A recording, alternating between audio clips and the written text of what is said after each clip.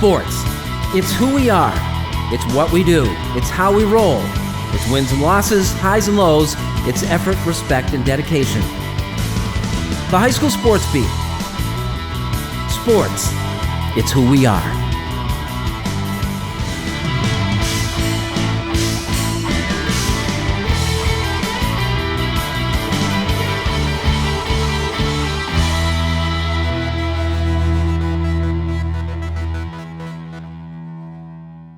Hello everybody, welcome and thanks for joining us on the High School Sports Beat.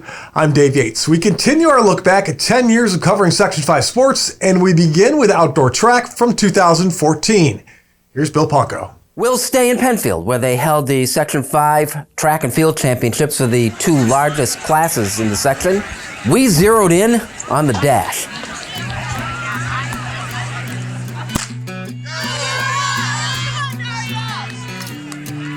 Among all the events at a track meet, it holds a special place. The 100 meters, the 100, the dash.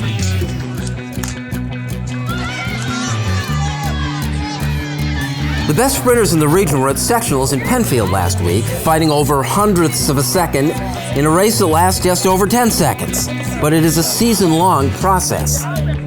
We do a couple fours, a lot of fours, back to back. About 60-second break in between, get back at it. We lift a lot. What else? We just do a lot of core exercise too. Carnell Noble is the man to beat. He inherited the role of top sprinter from former Greece Olympia teammate Desmond Mobley, graduated last year. You like being that guy? Yeah, I love being that guy because I help other people lower their times. I help people PR. On the girls' side, two youngsters would face each other in a sectional final for the first time. Get to know the name Lanae-Tava Thomas, a track and field junkie from Rush-Henrietta via Jamaica, a 13-year-old 8th grader. I've just loved track and field forever. I mean, I started running before I could walk, as my mom would say, but it was really fun. Lanae's primary competition comes from Abby Frank of Penfield. She's just a 9th grader. They're in the middle two lanes. By a mere 3/100ths of a second, in 12.44, a personal record, Thomas was the winner of the Class AA 100-meter crown in this budding rivalry that has 3 more years to run. I wouldn't say much of a rivalry, but more of like a competition more. Like, we've talked after and we keep congratulating each other and saying how fast we were. So I think almost like kind of like a rivalry, but more as friends and wanting to race against each other and do our best. Among the challengers to Noble in the boys Class A race is Andre Hunter of Charlotte, the newly minted City League sprint champion, another native of Jamaica. How important was that City League championship to you? It was very important to me because I'm getting known now. Yeah? Yeah. Getting a little TV time, nothing wrong with that, right? Yeah, nothing wrong with that. In the last of 3 heats in Class A, Noble in the green, in the middle, won wire-to-wire in 10.84. Hunter was second in 10.92. Thank you very much. Can you tell at the start of the race when you're out of the blocks whether or not you're going to have a good race? Yes, I do because usually I should be the first person out the blocks. That's how I know that I'm gonna have a good race. I should be in first the whole race. Senior Daquan Garfield of Edison won the Class AA race in 11:11, edging out Fairport football star Marquis Young at the finish by 1/100th of a second. Garfield is the latest in a long line of sprint champions from Edison Tech. It's a lot to live up to, especially coming from Edison, a lot of legendary guys. You know, yeah. So it's really good to win this today. Marquis, what do you think of your race? I think it was a great race. I think a lot of the opponents was very good. And I came in second place, but ain't nothing wrong with being in second place. I just have to work a little longer. No, you know what? I was at the finish line, man. I thought you had him. What happened there? I guess I leaned in too early. But I think if I would have leaned in a little later, I would have won the race. They both did that at the same time, but I think our guy pulled off, their guy dipped a little higher, and our guy outbeat him with the head a little lower. So then they look at the chest and everything. So, but you got to finish. You really got to finish. You really got to get it all in how you explode out of the blocks and how you finish the race. latecomer to track and field. How come you didn't do this before? You're so good at it. I always work for football season in the off season, so I never really had time for nothing else because football is my heart. But besides that, track, I found out that track gave me better, so this year I'm running track.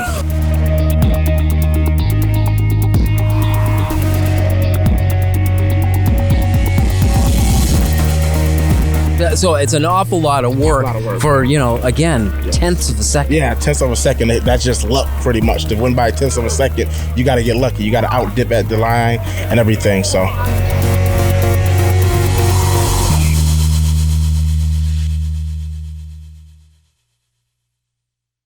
Katara Burrows of Wilson High School ran the fastest 100 for the girls, winning the Class A championship in 12.29 seconds. The team titles were claimed by Victor, R.H., Olympia, and Menden. As you know, Lanae-Tava Thomas has gone on to be an All-American at USC. Abby Frank is a junior at Ithaca College and was a Liberty League honorable mention for the outdoor season last year. Coming up next, Matt Trabold joins us for the High School Notebook. We'll have that and more when the High School Sports Beat continues.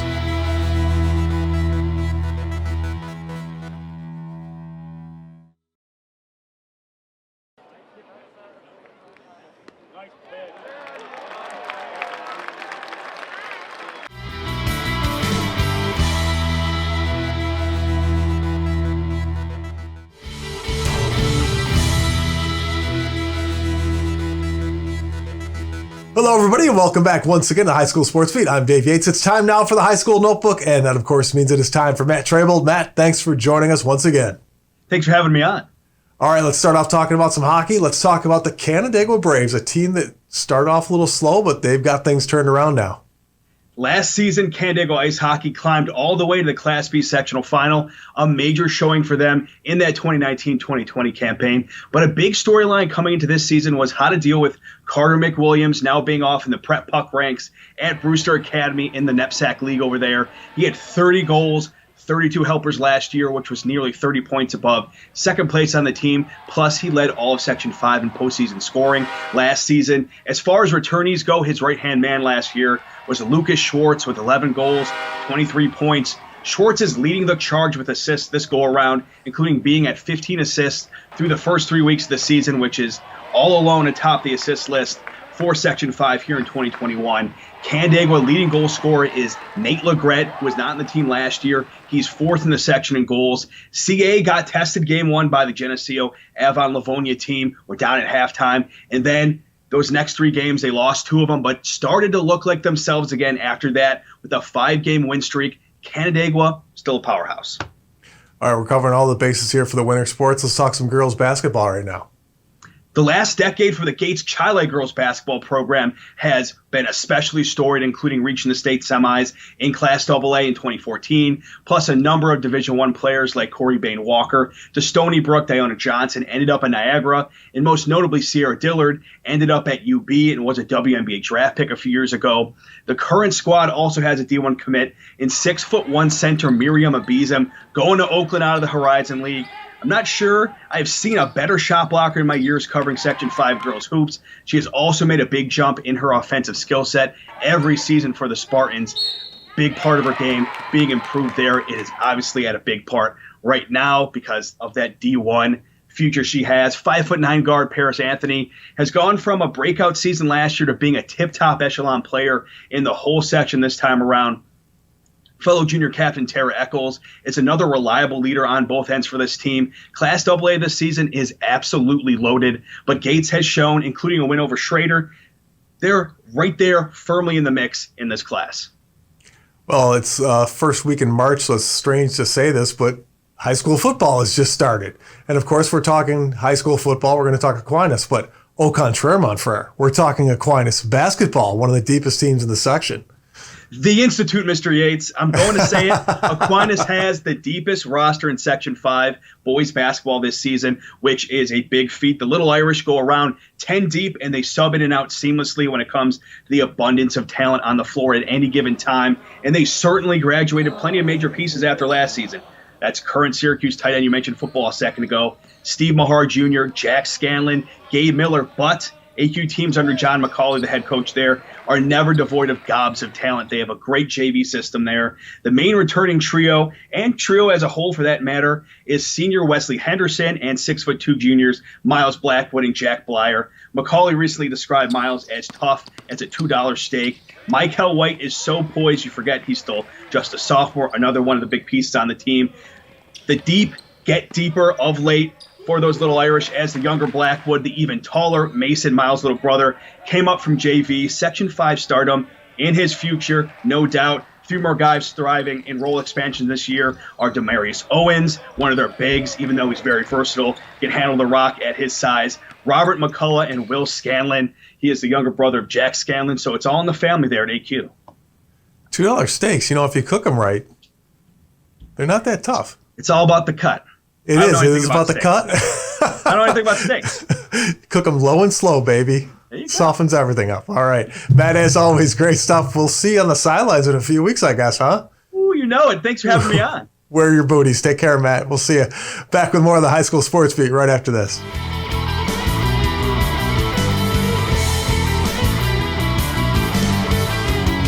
Coming up next, we've got this week's Making the Grade nominee, and later on, Victor and Canandaigua battle for the Boys Lacrosse Brick. We'll have those highlights when the High School Sports Beat returns.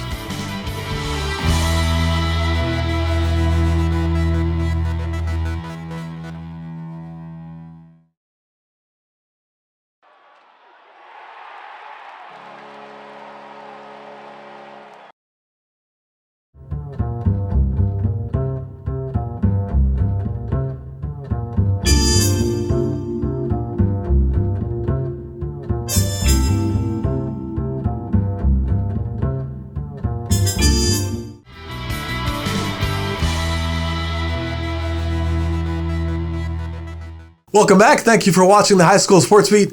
I'm Dave Yates. Making the grade this week is Fairport's Jessica Suter. A cross-country and track athlete in 7th grade, Jessica has earned many accomplishments, among them a Section 5 title in the outdoor 3,000 meter and a Section 5 cross-country team title this past year. Jessica has also been named a New York State Scholar Athlete the past 3 years and won the Fairport Team Academic Award for the athlete with the highest academic average. For her positive attitude, contagious enthusiasm, and strong leadership skills, this week Jessica Suter is making the grade. If you have a student in mind for our Making the Grade segment, we want your nominations. Send them in to mtg@rocksportsnow.com. And now here are some of the athletes, teams, and coaches making news in our Section 5 Spotlight. Congrats to Hilton's Laura Regal for winning the Class A1 Section 5 title in the pole vault. The cadets are also celebrating the girls' bowling squad for an undefeated season and Class A title. Senior Elena Carr earned all-tournament team high series. Your Class D girls pole vault champion is Morgan Ward of Honeoye. The senior finished just ahead of teammates Zara Olson and Kendra Sheely. Marcus Robinson of CG Finney scored his 2,000th career point last week, an amazing feat for the sophomore who averages over 40 points a game this season and is already 9th all-time in Section 5 scoring. Up next, the Lacrosse Classic with Victor and Canandaigua when the High School Sports Beat continues.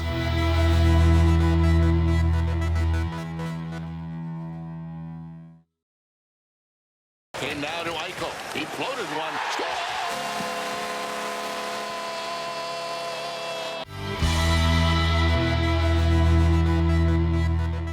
Welcome back and thanks for joining us on the High School Sports Beat.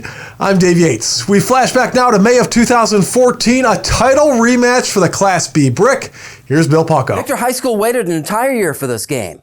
Last year, they lost in triple overtime to Canandaigua in the Class B Section 5 Boys Lacrosse Final.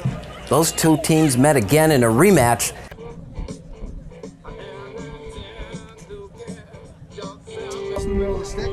Canandaigua and Victor. From a rivalry standpoint, Section 5, it's tough to beat. It's a great rivalry. Two communities that value athletics, value academics, and they come together every year in various sports, and I think we could be playing tiddlywinks, and both communities get a little bit more excited about playing the other school. So it's a unique thing, it's a lot of fun, and you have to embrace it. we're Monroe County now, as far as league-wise, but we're old Finger Lakes rivals from years back. So I've been coaching, teaching for 20-some years, and Canandaigua is always the big game. Sophomore T.D. Erlin is Victor's face-off specialist, and he's a good one. This was the opening face-off, and just 5 seconds later, Erlin had the first shot on net. The Blue Devils controlled play early, but Canandaigua got the first goal on a blind steal by Brian Feldman, a lacrosse pick six, if you will. 1-0 Braves. What kind of feeling is that? I mean, it's usually like, all right, this is pretty easy, and it's pretty much just you gotta do what you need to do and put it where it needs to go, and it's a goal. I mean, it's as simple as that. It's not like a one-on-one and you gotta really think about what you're doing. It just comes naturally. Victor was shaky early, and Feldman actually got another wide-open interception, this time getting it to Connor Hume for a 2-1 lead. The Braves got another. This time their face-off guy, Nick Johnson, won the draw, passing to Mitchell Schaefer for a 3-1 Canandaigua lead with 3:29 left in the first quarter. But Victor got both those goals back. And when Mike DeMarco found the net with just 14 seconds left, the game was even at 3-3 after one. It's happened all year. We may start out slow, but once we get excited, we get goals in, we get into our groove, we stay in that groove, and we're almost unstoppable. 5 minutes into the second quarter, Victor claimed its first lead. Dan Barrow with the high shot. Unassisted, it was 4-3, Blue Devils. It felt good to finally be ahead of them because we've been losing to them past few years in sectional championships and stuff. We beat them once already this year, but it feels good to be ahead again.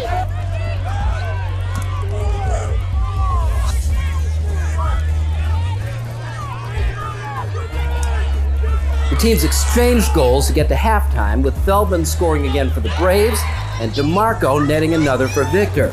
Defending champion Canandaigua was down 5-4 at halftime.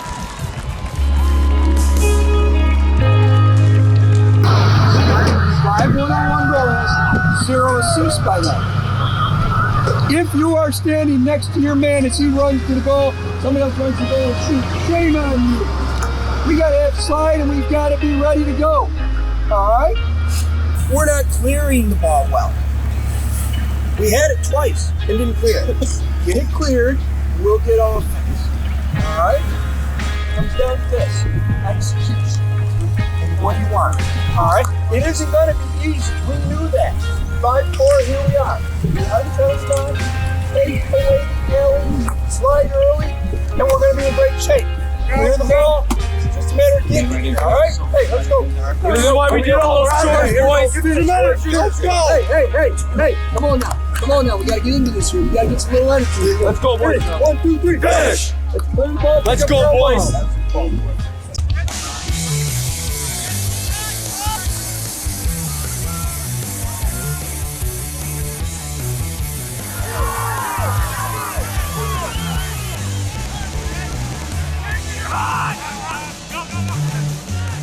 In the third quarter, Johnson went on another mad dash downfield for the Braves to keep his team within one at 6-5. But 3 of the next 4 goals belonged to the Blue Devils. Patrick Barrow found Eric Haney alone in front. It was 8-5. Then with time running out in the quarter, Victor got the backbreaker. Luke Bartkowski scored with no time left on the clock. It was 9-6. I just knew that there was very little time, so I needed to get to an angle to take a shot, and I got there, and thank goodness it went in. Once the ball was in your stick, was it a matter of says, I'm going to take this? Yeah, I knew I didn't have time to get rid of it or to get another pass off, and I didn't see anybody right away, so I knew I had to get to the goal and take a shot. In the opening minute of the fourth quarter, Victor was a man up and scored. Jamie Trimboli to Bartkowski, and got another on a real nice combination. DeMarco to Haney to all but put it away. Final score was 12-8. The long wait was over. Triple overtime defeat to Canandaigua in the sectional final a year ago was properly avenged. But this won't be the last big game these two programs play. Oh my goodness, it feels so good. it's an amazing feeling, and just to get it, and I don't know, I'm a senior, and to get it for all those underclassmen and know that they're going to keep getting it for us, that's an unbelievable feeling.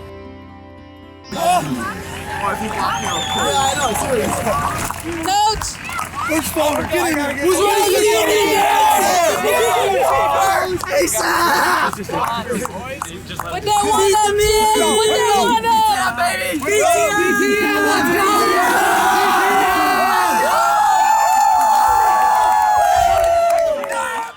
Thanks for watching. Be safe, and we'll see you next week for more of the High School Sports Beat.